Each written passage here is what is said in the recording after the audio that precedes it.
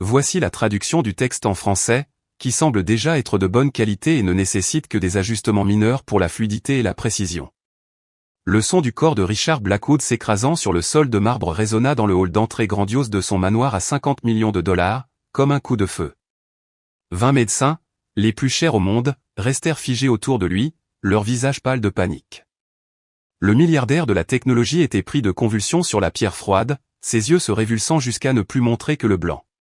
« Reculez, donnez-lui de l'espace », cria le docteur Peterson, mais sa voix se brisa d'incertitude. Les autres spécialistes se poussèrent les uns contre les autres, chacun essayant de faire valoir son expertise tandis que leurs patients se tordaient impuissants sous leurs yeux.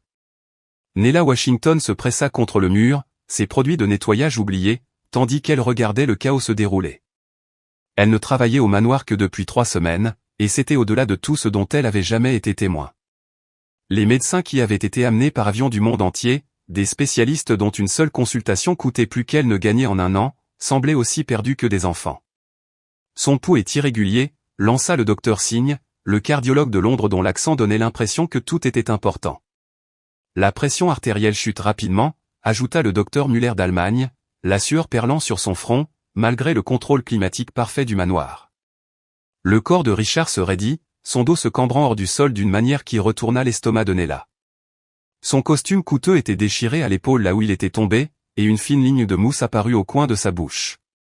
L'homme qui avait révolutionné l'industrie technologique, qui avait construit un empire valant 43 milliards de dollars, était réduit à cela, un corps souffrant que les meilleurs esprits médicaux ne pouvaient pas réparer. « Nous devons l'emmener à l'hôpital immédiatement », déclara le docteur Chin de Johns Hopkins. Mais le docteur Rêve de Harvard secoua violemment la tête. Le déplacer maintenant pourrait le tuer. Nous ne savons pas ce qui cause cela. Nella regarda 20 brillants médecins se disputer tandis que leurs patients souffraient. Pendant 2 semaines, ils avaient vécu dans l'aile des invités du manoir, effectuant test après test, dépensant des millions en équipements qui remplissaient 3 pièces entières, des appareils IRM, des analyseurs sanguins, des ordinateurs spécialisés qui coûtaient plus cher que la plupart des maisons. Pourtant, voici Richard Blackwood, pris de convulsions sur son propre sol, pendant qu'il débattait. « Dois-je appeler le 911 » demanda James, le majordome, avec des mains tremblantes. « Non » crièrent plusieurs médecins en même temps, leur fierté professionnelle blessée à l'idée que des ambulanciers paramédicaux pourraient réussir là où eux avaient échoué. Nella avait grandi dans un petit appartement à Détroit où les médecins étaient un luxe que sa famille ne pouvait pas se permettre. Sa grand-mère lui avait appris à prêter attention aux signes, à faire confiance à son instinct, à chercher des réponses simples quand tout le monde compliquait les choses. En ce moment, chaque instinct qu'elle avait crié que ses médecins manquaient quelque chose d'évident. La convulsion de Richard ralentit, puis s'arrêta. Pendant un moment terrifiant, tout le monde pensa que le pire était arrivé. Puis sa poitrine se souleva et s'abaissa avec des respirations superficielles et rapides. Le docteur Peterson s'agenouilla à côté de lui, vérifiant son pouls avec des doigts tremblants. « Il est stable pour le moment, mais à peine », annonça-t-il. « Nous devons comprendre ce qui ne va pas avant que cela ne se reproduise. » Les médecins commencèrent à parler en termes médicaux que Nella ne comprenait pas, lançant des mots comme troubles convulsifs, idiopathiques et encéphalite auto-immune. Elle les regarda se disperser comme des fourmis, se précipitant vers leur équipement, ordonnant de nouveaux tests, passant des appels téléphoniques à des collègues du monde entier. Mais aucun d'eux ne regardait les choses évidentes, aucun d'eux ne posait les questions simples. Ils étaient tellement concentrés sur la recherche d'une maladie rare et complexe qu'ils étaient aveugles à tout ce qui était simple.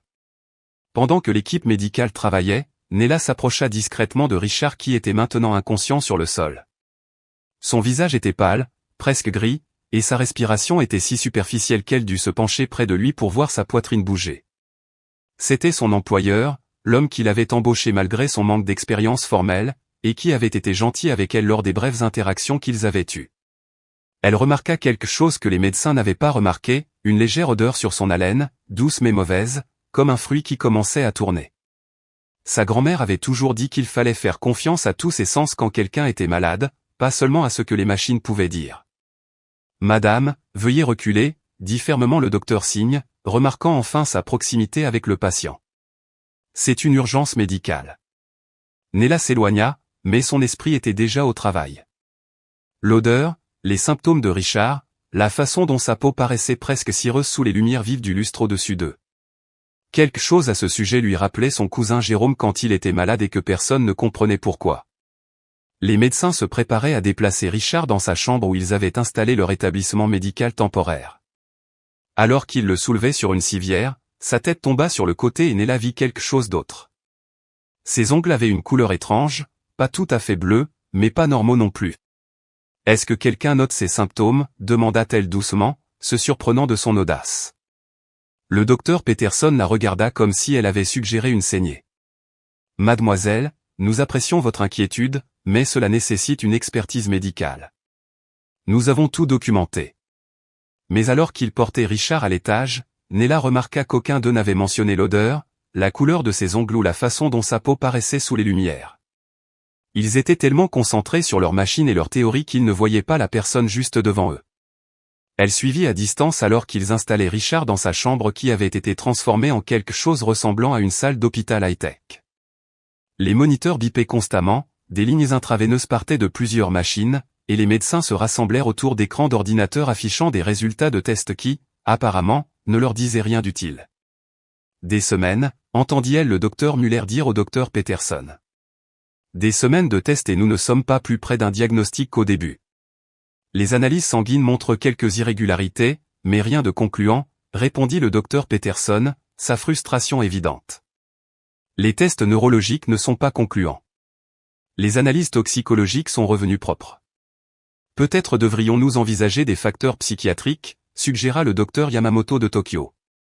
Le trouble de conversion peut se manifester par des symptômes physiques. Plusieurs autres médecins hochent la tête, et Nella sentit une bouffée de colère. Ils étaient prêts à rejeter la maladie de Richard comme étant dans sa tête plutôt que d'admettre qu'il pouvait se tromper sur quelque chose.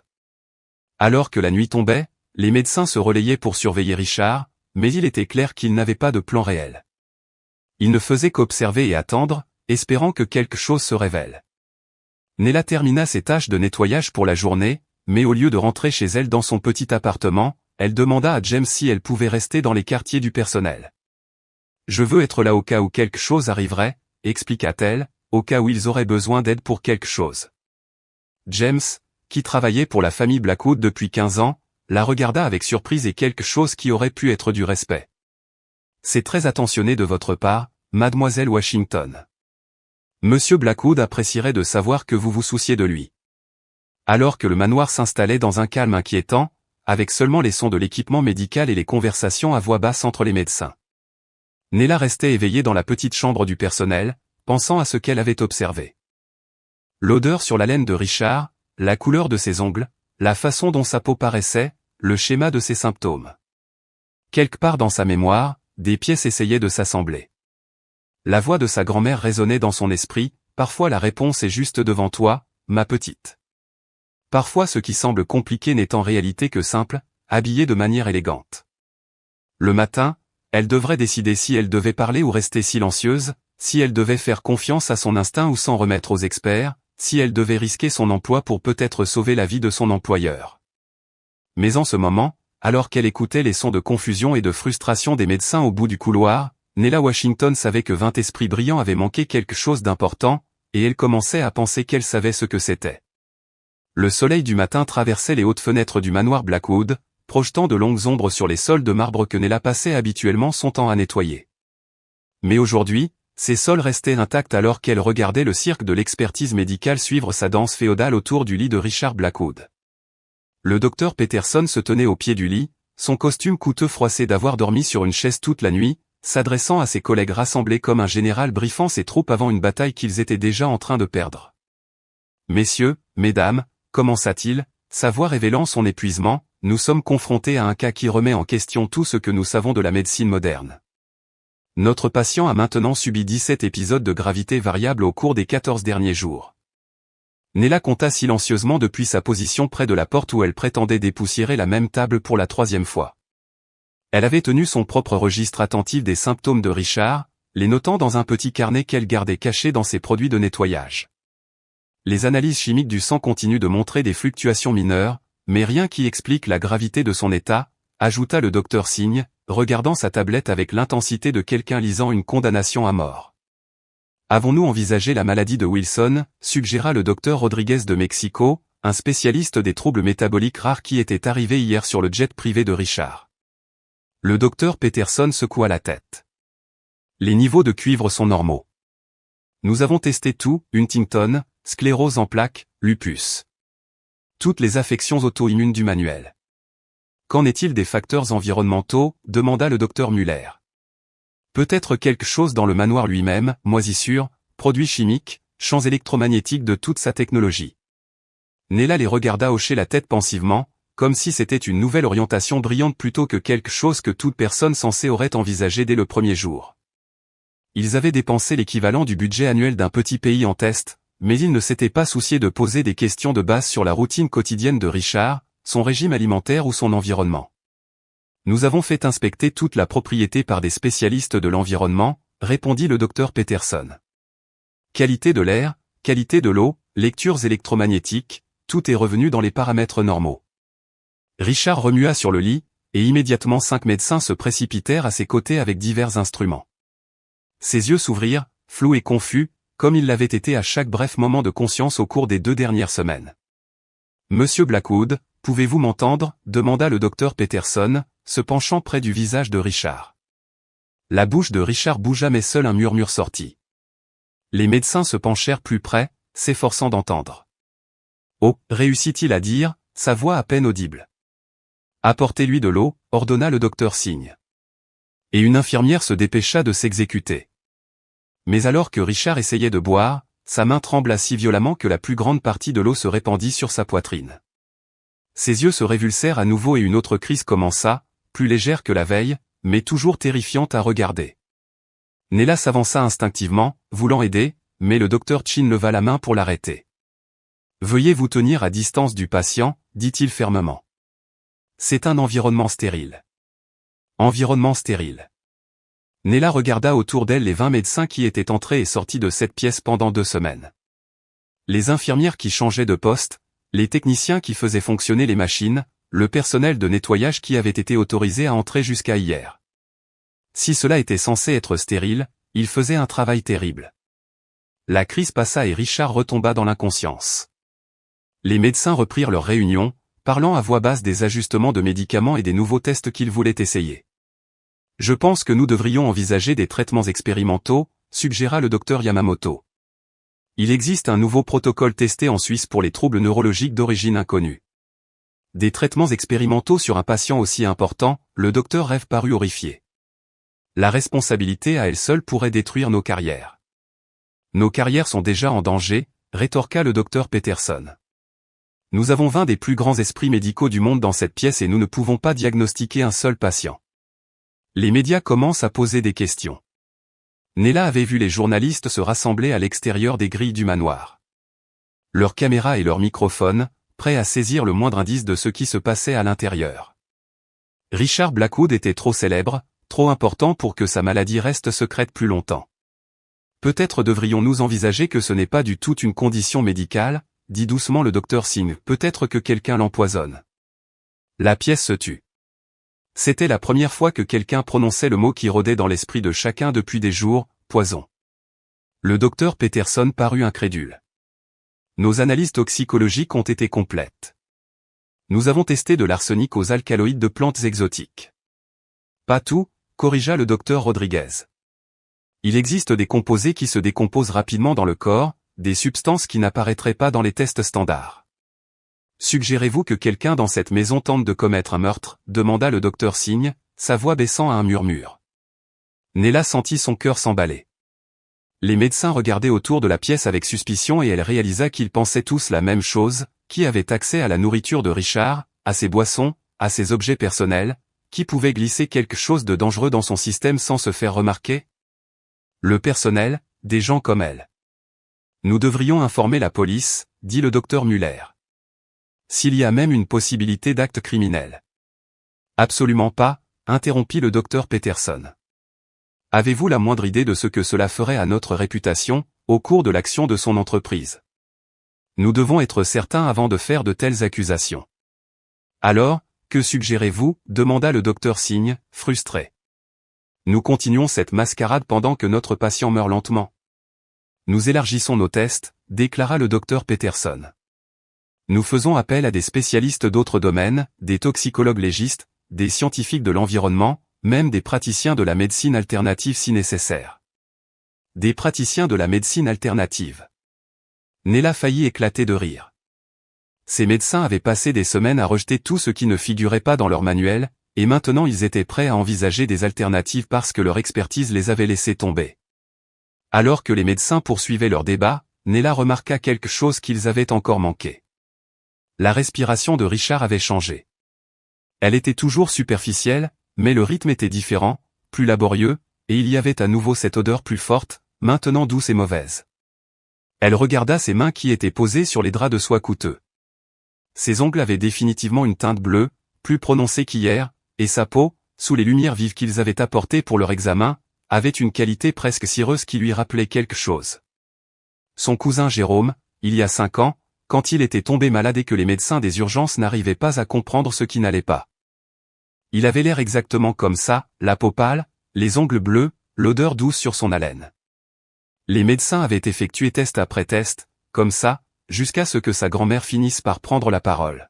« Excusez-moi, dit Nella. » Sa voix coupa court à la discussion médicale. Les 20 médecins se tournèrent pour la regarder, leur visage montrant divers degrés d'agacement face à l'interruption. « Je suis désolé, continua-t-elle, le cœur battant, mais sa voix stable, mais je pense que je pourrais savoir ce qui ne va pas chez lui. » L'expression du docteur Peterson aurait pu geler l'eau. « Mademoiselle Washington, bien que nous apprécions votre souci du bien-être de Monsieur Blackwood, il s'agit d'une situation médicale complexe qui nécessite. » « Je sais ce que vous allez dire, interrompit Nella, se surprenant de son audace. Que je n'ai pas de formation, que je ne comprends rien à la médecine, que je devrais laisser ça aux experts. Mais vous êtes ici depuis 2 semaines et il empire. L'audace, murmura le docteur Singh entre ses dents. Que pensez-vous savoir exactement, demanda le docteur Chin, son ton suggérant qu'il amusait un enfant. Nella prit une profonde inspiration. C'était ça, le moment où elle aidait à sauver la vie de Richard ou perdait son emploi, et probablement toute chance de travailler à nouveau pour une famille riche. Je pense qu'il est diabétique, dit-elle simplement. Le silence qui suivit fut assourdissant. Puis le docteur Peterson commença à rire, un son tellement condescendant qu'il fit rougir les joues de Nella. Diabétique, répéta-t-il. Mademoiselle Washington, le diabète est l'une des premières choses que nous testons. Les taux de glucose dans le sang de Monsieur Blackwood ont été surveillés constamment. Ils sont parfaitement normaux. Le sont-ils, demanda Nella, la voix de sa grand-mère résonnant dans sa mémoire. Ou sont-ils normaux parce que son corps ne traite pas le sucre comme il le devrait? Le docteur Muller parut confus. Cela n'a aucun sens médical.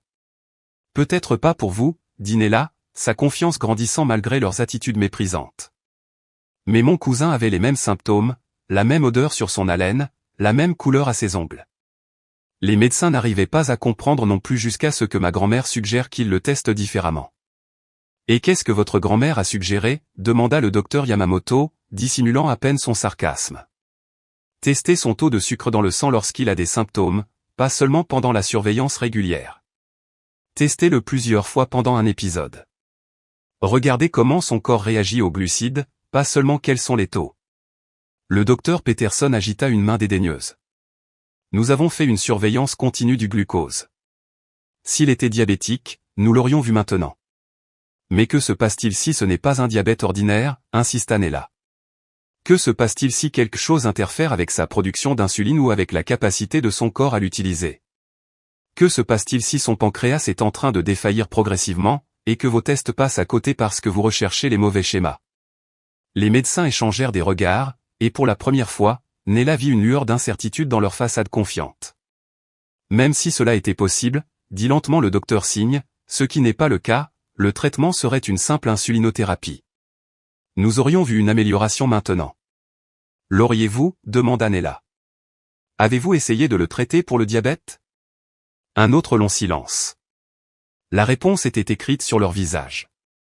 Dans toutes leurs théories complexes et leurs tests coûteux, ils n'avaient pas essayé la solution la plus simple. Mademoiselle Washington, dit finalement le docteur Peterson, sa voix serrée d'une colère à peine contrôlée. Je comprends que vous soyez inquiète pour votre employeur, mais le diagnostic médical n'est pas une question de supposition ou de sagesse populaire. Il nécessite des années de formation, un équipement sophistiqué et une méthode scientifique rigoureuse. Et comment ça se passe pour vous? Demanda doucement Nella. La question resta en suspens, comme un défi. Richard gisait inconscient entre eux, preuve vivante que toute leur formation, leur équipement et leur méthode scientifique n'avaient pas suffi. James apparut dans l'embrasure de la porte, ayant entendu les voix qui s'élevaient. « Tout va bien ?» demanda-t-il, l'air inquiet. « Mademoiselle Washington partageait ses opinions médicales avec nous », dit froidement le docteur Peterson.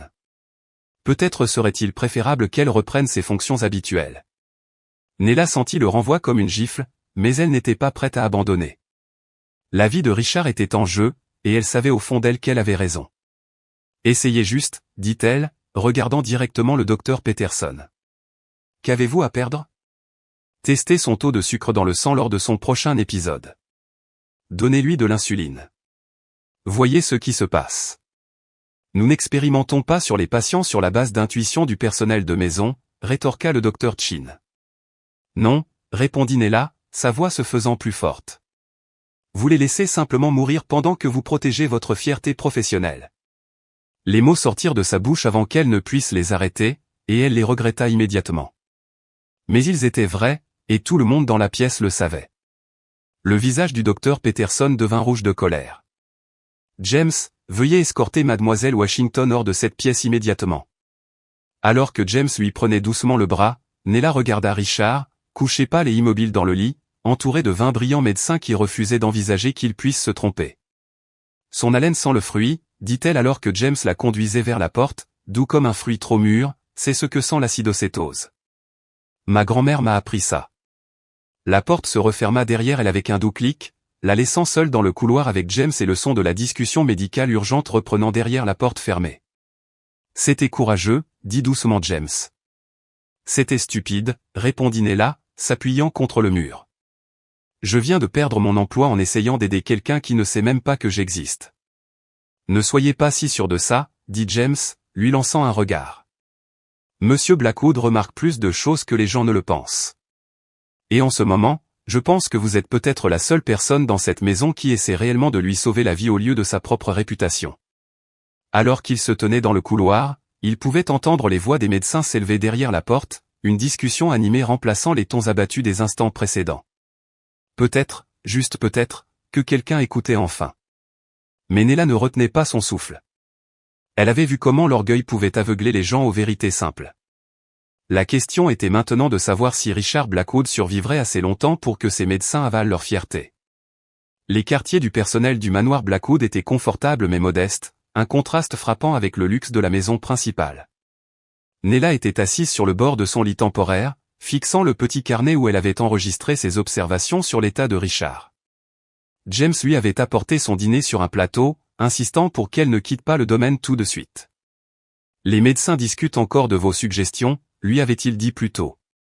Le docteur Peterson semblait assez agité, mais certains des autres semblaient intéressés. Maintenant, alors que les ombres du soir s'allongeaient devant sa petite fenêtre, Nella entendit des pas dans le couloir. Elle cacha rapidement son carnet sous son oreiller, s'attendant à ce que James ou peut-être la sécurité viennent l'escorter hors de la propriété. Au lieu de cela, on frappa doucement à sa porte. Mademoiselle Washington, c'est le docteur Rodriguez. Puis-je vous parler? Nella ouvrit la porte pour trouver le spécialiste du métabolisme debout dans le couloir, l'air fatigué et incertain. Il était plus jeune que les autres médecins, peut-être dans sa première quarantaine, avec des yeux gentils qui semblaient moins arrogants que ceux de ses collègues. Docteur Rodriguez, dit-elle prudemment.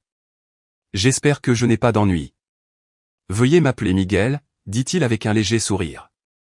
Et non, vous n'avez pas d'ennui. J'espérais que nous pourrions parler de vos observations concernant Monsieur Blackwood. Nella lui fit signe d'entrer, bien que la petite pièce ait à peine de place pour que deux personnes puissent s'asseoir confortablement. Je tiens à m'excuser pour la façon dont mes collègues vous ont traité aujourd'hui, commença-t-il, lui donnant l'attention qu'elle méritait. Ils pensent que je ne suis qu'une femme de chambre qui ne connaît rien à la médecine, répondit Nella. Peut-être qu'ils ont raison. La connaissance médicale se présente sous de nombreuses formes, dit pensivement Miguel. Certaines des découvertes les plus importantes en médecine proviennent d'observations simples, pas de théories complexes. Parlez-moi de votre cousin Jérôme. Nella se sentit se détendre alors qu'elle racontait à Miguel la maladie de Jérôme 5 ans plus tôt. Comment les médecins des urgences avaient effectué tous les tests imaginables pendant que sa grand-mère était assise tranquillement dans le coin, regardant et écoutant. Elle n'a rien dit pendant 3 jours, expliqua Nella. Elle a juste observé. Elle a regardé comment Jérôme réagissait à différents aliments, comment sa respiration changeait à différents moments de la journée, comment sa peau paraissait sous différentes lumières. Puis elle a posé une simple question qui a tout changé. Quelle question? Elle a demandé si quelqu'un avait testé son taux de sucre dans le sang juste après qu'il ait mangé quelque chose de sucré. Pas des heures plus tard, pas le lendemain matin, mais immédiatement après. Les médecins ont dit que cela n'avait pas d'importance, qu'ils avaient testé ses niveaux de glucose à plusieurs reprises, mais elle a insisté. Miguel se pencha en avant, intéressé malgré lui. Alors, ils l'ont testé juste après qu'il ait bu un soda, et son taux de sucre dans le sang est monté à plus de 4 cents. Mais 30 minutes plus tard, il s'est effondré à des niveaux dangereux. Il ne produisait pas assez d'insuline pour gérer le sucre, mais il en produisait assez pour que ses tests réguliers paraissent normaux. Diabète de type 1 à apparition tardive, murmura Miguel. C'est rare chez les adultes, mais ça arrive. Une fois qu'ils ont su ce que c'était, le traitement a été simple, des injections d'insuline, des changements alimentaires. Il allait bien en 1 semaine. Miguel resta silencieux un instant, réfléchissant. Les symptômes que vous avez mentionnés, haleine fruitée, les ongles bleus, les changements de peau, tous ces éléments sont compatibles avec une cétoacidose diabétique. C'est ce que j'essaie de dire à tout le monde, dit Nella. Mais je ne suis que la femme de chambre. Vous êtes quelqu'un qui se soucie suffisamment pour faire attention, corrigea Miguel. Quelqu'un qui n'est pas aveuglé par des idées préconçues ou un ego professionnel. Il se leva, arpentant la petite pièce autant que l'espace le permettait. J'ai pensé à ce que vous avez dit toute la journée, admit-il. Nous nous sommes concentrés sur les maladies rares, les conditions exotiques parce que c'est ce que les conférences et les revues médicales célèbrent. Mais la médecine est censée aider les patients, pas prouver à quel point nous sommes intelligents. Alors vous me croyez? Miguel hésita. Je crois que vos observations méritent une enquête, mais convaincre les autres sera difficile. Le docteur Peterson a bâti sa réputation sur le fait d'être infaillible. Admettre qu'une femme de chambre a diagnostiqué ce que 20 spécialistes ont manqué serait difficile pour lui. Qu'en est-il de Monsieur Blackwood? Demanda Nella. Sa vie n'est-elle pas plus importante que la réputation du docteur Peterson? Bien sûr que si, dit rapidement Miguel, mais vous devez comprendre la dynamique en jeu ici. Ce sont certains des médecins les plus importants du monde. Leurs égos sont aussi grands que leur expertise. Une agitation dans le couloir interrompit leur conversation. Ils pouvaient entendre des voix urgentes, des pas qui couraient, du matériel médical qui était déplacé rapidement. Un autre épisode, dit Miguel, son visage sombre. Ils deviennent plus fréquents et pires, ajouta Nella. J'ai tout suivi, le temps entre les épisodes diminue et il dure plus longtemps à chaque fois. Miguel la regarda avec surprise. Vous avez suivi. Nella sortit son carnet de sous l'oreiller, lui montrant le registre attentif qu'elle avait tenu, les heures, la durée, la gravité, les observations sur l'état de Richard avant et après chaque épisode. C'est remarquable, dit Miguel, étudiant ses notes. Vous avez documenté des schémas que nous avons complètement manqués parce que vous ne les recherchiez pas, dit simplement Nella. Vous recherchiez des réponses compliquées à ce qui pourrait être un problème simple. Miguel se leva résolument. Je dois retourner auprès de l'équipe médicale. Voulez-vous venir avec moi? Le docteur Peterson a très clairement indiqué que je n'étais pas la bienvenue. Le docteur Peterson n'est pas le seul médecin ici, dit fermement Miguel. Et en ce moment, vous êtes peut-être la seule personne qui puisse aider Monsieur Blackwood. Ils se frayèrent un chemin à travers les couloirs du manoir en direction de la chambre de Richard, croisant des domestiques qui semblaient inquiets et confus. Le calme et l'efficacité habituelle de la maison avaient été remplacés par une atmosphère de panique à peine contrôlée. Devant la chambre de Richard, il pouvait entendre la voix du docteur Peterson s'élever de frustration. C'est le pire épisode jusqu'à présent. Sa tension artérielle baisse. Sa fréquence cardiaque est irrégulière. Nous devons envisager un transport d'urgence à Johns Hopkins. Le déplacer pourrait le tuer, soutint le docteur Singh. Nous devons d'abord le stabiliser ici. Avec quoi? Demanda le docteur Chin. Nous ne savons même pas ce que nous traitons. Miguel serra l'épaule de Nella de manière rassurante avant d'ouvrir la porte et d'entrer dans le chaos médical. Richard était pris de convulsions sur le lit, son corps rigide d'activité épileptique. Les moniteurs autour de lui bipaient frénétiquement, montrant des fluctuations dangereuses dans tous ses signes vitaux. Les 20 médecins se tenaient autour de lui, l'air impuissant, leur équipement coûteux incapable de fournir les réponses dont ils avaient désespérément besoin. « Depuis combien de temps cela dure-t-il » demanda Miguel. 12 minutes, répondit le docteur Peterson, sans lever les yeux des moniteurs. L'épisode le plus long jusqu'à présent. Nous lui avons administré des médicaments anticonvulsivants, mais cela ne l'aide pas. Avez-vous vérifié son taux de glucose dans le sang, demanda doucement Miguel. Pourquoi vérifierions-nous son taux de glucose dans le sang, rétorqua le docteur Peterson. Nous le surveillons en permanence. Il est normal. Vérifiez-le maintenant, insista Miguel. Maintenant, pendant l'épisode. Le docteur Peterson le regarda comme s'il avait perdu la tête. Mais le docteur Singh était déjà en train de chercher un glucomètre. Le taux de sucre dans le sang est de 380, annonça le docteur Singh, sa voix choquée. C'est impossible, dit le docteur Peterson. Le moniteur continu indique des niveaux normaux. Vérifiez le moniteur continu, ordonna Miguel. Le docteur Chin examina l'appareil fixé au bras de Richard. Il a mal fonctionné. Les lectures sont erronées depuis des heures. Une inspiration collective des médecins réunis. Pendant des heures, il s'était appuyé sur un équipement défectueux, manquant le signe vital le plus élémentaire dans la gestion du diabète. Testez les cétones, dit Miguel d'urgence. La bandelette de test devint immédiatement violet foncé, indiquant des niveaux d'acétone dangereusement élevés dans le sang de Richard. Cétoacidose diabétique, murmura le docteur Singh, cétoacidose diabétique sévère. C'est impossible, répéta le docteur Peterson, mais sa voix avait perdu de sa conviction. Nous avons testé le diabète à plusieurs reprises. Nous avons testé le diabète dans un environnement contrôlé, corrigea Miguel. Nous n'avons jamais examiné sa réponse à l'insuline pendant le stress, pendant les épisodes où son corps était réellement en train de défaillir. Les convulsions de Richard commencèrent à ralentir alors que son taux de sucre dans le sang atteignait des niveaux critiques. Sa respiration devint superficielle et rapide, les signes classiques d'un corps luttant pour compenser une acidose sévère. Nous avons besoin d'insuline, annonça le docteur Rodriguez. De l'insuline à action rapide, des fluides et une surveillance continue. Êtes-vous certain, demanda le docteur Peterson, son autorité s'effritant face à un diagnostic qu'il avait manqué. Miguel regarda vers la porte où Nella se tenait, son visage plein d'inquiétude pour son employeur. J'en suis certain, dit-il fermement, et je ne suis pas le seul à avoir reconnu les symptômes. Le docteur Peterson suivit son regard et vit Nella dans l'embrasure de la porte. Pendant un instant, la compréhension et l'embarras se disputèrent sur son visage. Commencez l'insulinothérapie, ordonna-t-il doucement. Que quelqu'un répare ce glucomètre. Alors que l'équipe médicale se mit en action avec un plan de traitement clair pour la première fois en 2 semaines, Miguel s'approcha de Nella. Vous lui avez sauvé la vie, dit-il simplement. Nous tous, répondit Nella, regardant les signes vitaux de Richard commencer à se stabiliser sous un traitement approprié. Je les ai juste aidés à voir ce qui était juste devant eux depuis le début. Mais alors qu'elle regardait les médecins travailler avec un but et une confiance renouvelée, Nella savait que quelque chose avait changé dans le manoir Blackwood. La femme qu'ils avaient renvoyée comme une simple femme de chambre avait prouvé que la sagesse ne venait pas toujours avec des diplômes de médecine, et que parfois les observations les plus importantes venaient des sources les plus inattendues. Le chemin de la guérison de Richard Blackwood ne faisait que commencer, mais pour la première fois en 2 semaines, il y avait un véritable espoir dans la pièce, et il était venu de l'endroit le plus improbable de tous. L'insuline commença à agir en moins d'1 heure.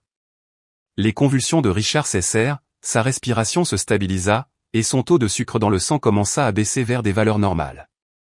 La pièce qui avait été remplie de panique et de confusion bourdonnait maintenant d'une efficacité tranquille. Alors que l'équipe médicale surveillait ses progrès, Nella resta dans le couloir, ne voulant pas s'immiscer dans les procédures médicales, mais incapable de partir tant que l'état de Richard restait critique. James lui apporta une chaise et une tasse de café, s'installant à côté d'elle pendant qu'ils attendaient des nouvelles.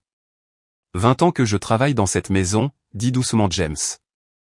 J'ai vu M. Blackwood conclure des accords de plusieurs milliards de dollars, négocier avec des dirigeants mondiaux, résoudre des problèmes qui semblaient être impossibles. Mais je ne l'ai jamais vu aussi impuissant qu'il l'a été ces 2 dernières semaines. Il va bien maintenant, lui assura Nella, bien qu'elle gardât la voix basse.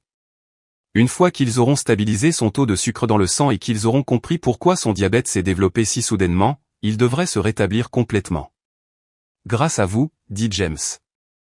Vous vous rendez compte de ça, n'est-ce pas? Sans votre intervention, ces médecins auraient continué à tester et à théoriser jusqu'à ce qu'il soit trop tard. À travers la porte ouverte, il pouvait voir le docteur Peterson s'entretenir avec plusieurs collègues, son arrogance antérieure remplacée par le professionnalisme concentré d'un médecin qui savait enfin comment aider son patient. Le docteur Rodriguez aperçut Nella et s'approcha de la porte. Son taux de sucre dans le sang répond bien au traitement, rapporta Miguel. Nous constatons une amélioration constante de tous ces signes vitaux. Le docteur Peterson aimerait vous parler. Nella sentit son estomac se serrer. Ai-je des ennuis? Je ne pense pas, sourit Miguel. Je pense qu'il veut s'excuser. Nella suivit Miguel dans la pièce où le docteur Peterson se tenait à côté du lit de Richard, l'air mal à l'aise et incertain. Les autres médecins leur avaient laissé de l'espace, mais elle pouvait sentir leurs yeux sur elle alors qu'elle s'approchait. Mademoiselle Washington, commença le docteur Peterson, sa voix dépourvue de son ton autoritaire habituel. Je vous dois des excuses. Plusieurs excuses en fait.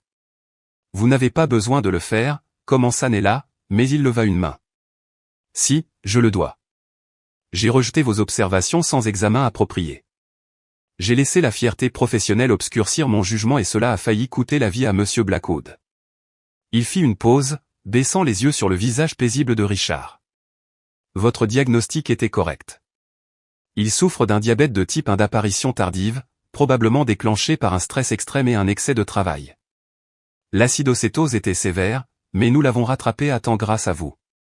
Grâce à nous tous, corrigea doucement Nella. J'ai juste remarqué ce que les autres ont manqué. Vous avez remarqué ce que nous avons refusé de voir, intervint le docteur Signe, rejoignant la conversation. Nous étions tellement concentrés sur la recherche de maladies rares que nous avons négligé le trouble métabolique le plus courant au monde. Le docteur Peterson hocha la tête à contre-cœur. L'ironie est que si nous avions simplement suivi les protocoles de diagnostic de base au lieu d'essayer de nous impressionner les uns les autres avec des théories exotiques, nous aurions décelé cela dès le premier jour. Ce qui compte, c'est que vous l'ayez décelé maintenant, dit Nella. Comment va-t-il? Beaucoup mieux. Son taux de sucre dans le sang se stabilise, les cétones disparaissent de son système, et ses autres signes vitaux reviennent à la normale. Il devrait reprendre conscience dans les prochaines heures. Comme convoqué par leur conversation, les yeux de Richard s'ouvrirent. Il cligna lentement, semblant confus et désorienté alors qu'il essayait de se concentrer sur les visages entourant son lit. Monsieur Blackwood, dit doucement le docteur Peterson. Pouvez-vous m'entendre? Savez-vous où vous êtes? La voix de Richard sortit comme un murmure, chez moi, je suis chez moi. Ses yeux se déplacèrent autour de la pièce, observant l'équipement médical et les visages inquiets. Combien de temps? 2 semaines, répondit le docteur Peterson. Vous avez été très malade, mais vous allez bien maintenant. Richard essaya de s'asseoir, mais le docteur Signe le repoussa doucement. Doucement, monsieur Blackwood, votre corps a traversé beaucoup d'épreuves. Vous avez besoin de vous reposer et de laisser les médicaments agir. 2 semaines, la voix de Richard se fit plus forte, teintée d'incrédulité. Qu'est-ce qui n'allait pas chez moi? Le docteur Peterson échangea un regard avec ses collègues. Vous avez développé un diabète de type 1, probablement causé par le stress et l'excès de travail. Cela a entraîné de graves complications que nous avons mis du temps à diagnostiquer correctement. L'esprit vif de Richard, même affaibli par la maladie, releva l'hésitation dans la voix du médecin. Un certain temps. 2 semaines semble être un long moment pour diagnostiquer le diabète. La pièce se tut. Nella s'avança légèrement et les yeux de Richard se concentrèrent sur elle pour la première fois. Vous êtes nouvelle, dit-il, sa voix curieuse plutôt qu'accusatrice. Je ne me souviens pas de vous avoir embauché. C'est mademoiselle Washington, intervint James. Elle travaille ici depuis 3 semaines. C'est en fait elle qui a compris ce qui n'allait pas chez vous, termina le docteur Peterson. Les sourcils de Richard se haussèrent, trahissant une surprise sincère. Vraiment? Nella sentit une chaleur soudaine envahir ses joues, comme si chaque regard, lourd et insistant, venait peser sur elle. J'ai simplement remarqué quelques symptômes qui m'ont rappelé la maladie de mon cousin. Les médecins, eux, ont fait tout le véritable travail. Quels symptômes? Demanda Richard, son instinct d'homme d'affaires l'incitant à saisir chaque détail de la situation. L'odeur particulière de votre haleine, la teinte inhabituelle de vos ongles, la manière dont votre peau réagissait sous certaines lumières, expliqua Nella. Ma grand-mère m'a toujours appris à me fier à tous mes sens lorsque quelqu'un est malade, pas seulement à ce que les machines peuvent révéler. Richard plongea son regard dans le sien avec cette intensité froide et précise qui avait bâti sa réputation d'homme d'affaires redoutable. Votre grand-mère devait être une femme sage. Elle l'était, répondit Nella d'une voix douce. Elle est décédée l'an dernier, mais elle m'a transmis l'habitude de remarquer les détails que les autres ignorent. Et ces médecins, reprit Richard, le ton plus tranchant. Alors qu'ils passaient la pièce au peigne fin, ils ont laissé échapper ce que vous avez perçu? Le docteur Peterson se racla la gorge, mal à l'aise. Monsieur Blackwood, nous avons réalisé tous les tests possibles et consulté des spécialistes aux quatre coins du monde. Mais vous n'avez pas écouté la seule personne qui observait vraiment mes symptômes, coupa Richard. Sa voix, bien que marquée par la fatigue, portait encore cette autorité capable d'aller droit au cœur d'un problème. Monsieur, avec tout le respect que je vous dois, intervint le docteur Chin, mademoiselle Washington n'a pas de formation médicale. Son intuition s'est révélée juste, mais... Je n'ai pas deviné, s'exclama Nella, une pointe de colère dans le ton. J'ai observé, j'ai retenu, et j'ai fait des liens logiques fondés sur mon expérience. Les yeux de Richard se plissèrent, brillant d'un nouvel intérêt. Parlez-moi de cette expérience. Mon cousin a présenté des symptômes similaires il y a 5 ans.